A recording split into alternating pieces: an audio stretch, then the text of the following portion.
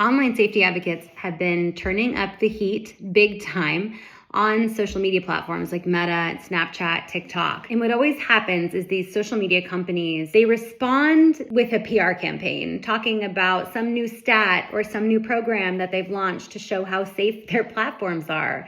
Snapchat just released this new blog talking about their digital well-being program, where they've brought together 18 teenagers from across the country to share perspectives on digital life. Sounds great, right? These teenagers recently went to Washington, D.C. to meet with the Department of Justice and Department of Homeland Security. Also, there were a couple of organizations like the Family Online Safety Institute who regularly lobby against online safety bills and are funded by Snapchat. One of the teenagers gave a presentation about sextortion, offering strategies and tips for parents to support their teens when they are targeted with sextortion, which, funny enough, 10,000 kids a month are getting targeted by sextortion on Snapchat. So what is Snapchat doing to protect the kids from getting targeted in the first place, rather than having a teen that they're supporting talk about how parents can support their kids after it happens? The teens talked about the importance of having open conversations and lines of communication within your family about these topics, which is good. They talked about the hesitancy for teenagers to use the reporting functionality and how companies can do a better job making reporting more easy. But instead of putting the responsibility of reporting onto teenagers themselves,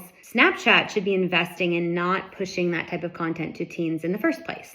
And then they talked about some of the well-being initiatives that some of the teenagers have started. For example, one teen is creating an AI-powered plushie toy designed to help teens build emotional resilience and respond to mental health challenges. Getting children addicted to an AI-powered plushie toy, not going to help their emotional resilience. Listen to Jonathan Haidt talk about this at an event last week. Parents, do not buy your child a toy that has an intelligence in it. Do not have them make friends with a teddy bear so that you can never get rid of the teddy bear. Let them develop in the real world and try to keep it out all the way through puberty. So kudos to Snapchat for involving teenagers in the conversation. Maybe we don't need to have anti-child safety organizations involved like FOSI. Maybe we need to start making baseline platform changes and functionality changes that better protect kids instead of wasting our time talking about how to report and have conversations. Don't serve them harmful things and people in the first place. Because until Snapchat stops proactively connecting children to